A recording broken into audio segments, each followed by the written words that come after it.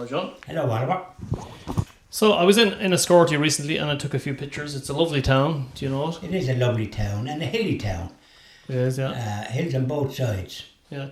Has lovely old buildings. There's a cathedral there. There's an ancient ruin. It looks like a couple of 100 years old. That's right. I think it was a monastery or something. Probably going back to about the 12th century. Yeah. So the pubs were doing very, very well, I have to say. There was outdoor seating everywhere. And I came across an old petrol pumps. Do you remember the time when people used to give you a personal service at the petrol pumps? That's right. They used to come out, a young lad would run out and he put the petrol in your car. Do you remember that? That's right, yeah. And you might give him a tip. That's right. They were very helpful, and there was none of this self-service stuff. You got personal service at every stage of if you were doing business, and not alone did you get personal service, but you got thanks for your custom. You did indeed. And there's a lovely railway there as well going through the town. That's right. And it goes through the town in a most unusual looking pattern. Then it goes along by the river, the Blackwater. That's right. And it is that particular train that goes to Rosslare passes some lovely scenery, lovely seaside and mountain scenery as it's going along, because it goes through Wicklow as well. And it's marvellous scenery. It's nearly a journey worth taking on the train, because it's stopping at all the stations and going through Enniscorthy there, I think along the river, or there's the backs of houses kind of onto them, and it's a very tranquil looking railway track, isn't it? It is. I mean, the whole town looks very, very clean, and like there's businesses there. For example, I seen, I think it was Garrahy's Pharmacy. That would be a family-owned pharmacy. You don't see many family-owned pharmacies anymore in Ireland. No, you don't. Well, you see, more of the trouble. Funny enough, thank God, in the town I live in, County Meath, Oldcastle, there is family-owned pharmacies. But you go to Navan, for example, and there's about, is there any, I can't think of any chemist that's owned by, there's one in Bruce Hill in Navan owned by a person that actually owns it. It's not part of a group. But most of them are Boots are there. There's other ones that are part of groups. And to me, that's not a good thing. A chemist should be a family affair, so that when you're talking, you perhaps can meet the chemist himself or herself, and they will give you good help and advice, because I deal with family chemists, and I get great advice and help. My blood pressure checked every time I get a prescription, and not alone that, and the blood pressure is game ball. Good. And from one of the chemists that I deal with, the chemist now that I'm dealing with in the town, I've been invited to visit them in their home, which is kind of in the country, and I'm invited with when things go back to a bit more normal, without this constant business of wearing masks and all the rest of it. You can see there that there was graffiti on the side of a wall, and people have had enough. Basically, that's what it says. I saw that. Yes, in other words, we've had enough, but you see, we don't hear people interviewed, do we? Do you recall seeing anybody interviewed to see how they're feeling about this constant interference with their freedom? No, I don't think you have. But you see, there's no point in constantly talking to experts. We know what they're going to do. We know the hymn sheet they're singing from. They want this uniform approach, and anybody that has a different opinion, they're given the door. And that's no way to have any kind of discussion. I want to hear what ordinary people have to say about it. And that's an example of it that you just quoted there with some sign on the wall saying we have enough. Yeah, I came across a tiny little house, and on either side of it there was two large houses with no bit of style to them at all. Ireland, unfortunately, has fallen victim to bad planning. You can see the buildings are tasteless, the new buildings that they put up, and Enniscorthy is there's quite a few tasteless things there. There is. And the little house tucked in on the street. I just lovely, looked at it. isn't Yeah, it's really, really nice. I often noticed it before down the years. Yeah. It's like a kind of, there was a bit of space there, and maybe one of the relatives says, "Here, you can put something in there." Yeah. And mind you, I don't know what sort of a back garden they have. I presume to have a little narrow stretch, but it didn't look to me to be lucky to have 2 bedrooms in it. But nonetheless, it's an abode and has its own front door, so and poor people were delighted to have it. They were indeed. And the other thing I came across was, do you remember the old 3-wheeler car, the Henkel? I do. I saw one of them. You saw, and it's a nice, it's an antique now, but they were on the go because they were supposed to be very economical, but they never really took off because they looked like kind of bubbles going along. But you know what? They were good in the sense that they were kind of before their time. Imagine being going around the city in a little Henkel. You'd fit anywhere parking. You could.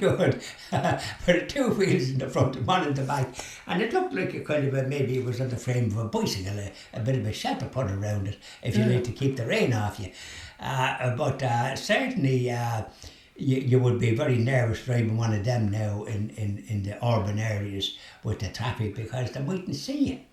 Well, my father had one, and he used to travel up and down the country all the time on it, and he told me it had a 200cc engine, which is a fair size engine for a 3-wheeler. And I'm sure it was very economic. Probably go go forever wherever you could put into it. But then maybe it had a small tank, so you would have to fill it up. Uh-huh. So I finished up anyway. There's not far from that, probably I think it's about 25-30 kilometres. I came across a beach called Ballyvalden Beach. And Ballyvalden Beach basically is it's almost like a private beach. It's public, but you think it was private because there's nobody there. It's a beautiful beach, right? And there's only 3 parking spaces. My goodness, that's not so good. So where would you park if you were trying to get to it? Would you have to walk maybe a mile or 2? A lot. It's only really local people that know about it.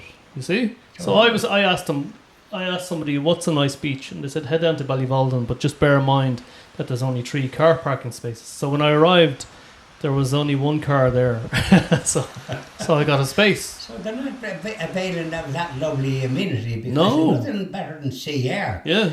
I think we did a little video there recently, and I had a good dip in the sea and in wherever place we were. British Bay, and goodness, I didn't get much of a chance to have a dip afterwards. The weather was so good, I could have done with plenty of dips.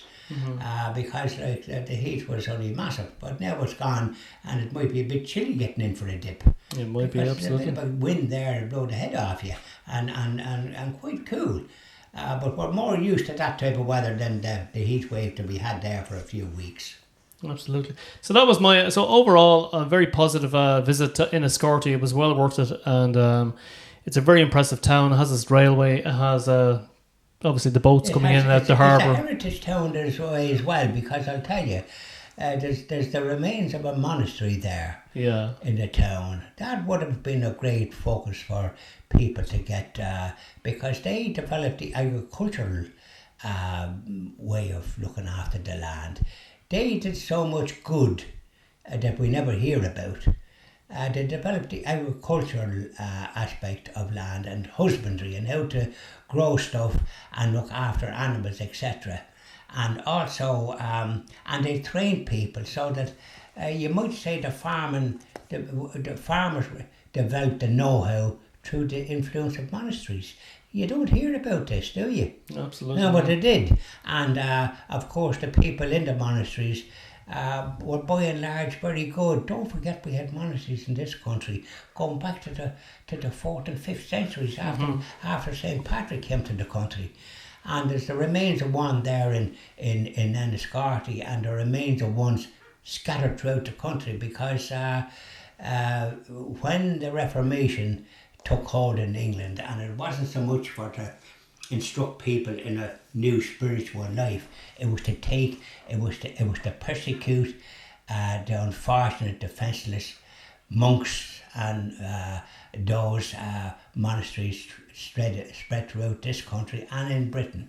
In Britain, I understand about 8,000 monasteries were destroyed by Cromwell, who I think lost his own head eventually as well from Henry VIII.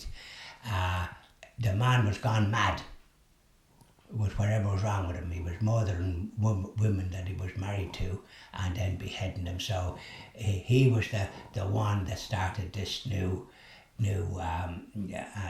religion. He had been a Catholic, but it didn't suit to remain that when he wanted to live the kind of a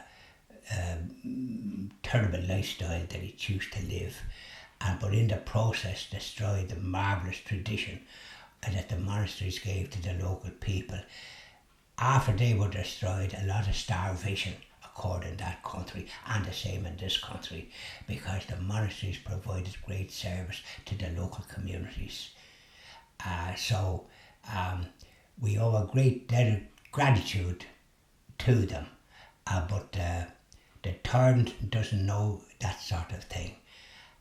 They destroyed them and destroyed the marvellous stained glass windows, the beautiful artefacts, the relics and all the rest of it that was in them, and murdered an awful lot of the inhabitants.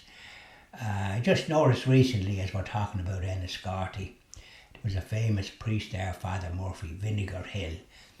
That was another. There was 1798. There was a lot of people butchered by the invader at that time. And quite frankly, when we contemplate the amount of clergy murdered, I'm surprised we haven't got much more saints in this country. When Saint Oliver Plunkett became a saint, blessed in 1920, and then a saint in 1975. That was the first saint for 700 or 800 years in this country. But we've had martyrs during the penal times too numerous to mention. So whether our archbishops and bishops, or whether we haven't enough influence in the places where these things are discussed, we should have a far more saints than just St. Oliver Plunkett in my book. Thank you very much, John. Thank you very much, Oliver.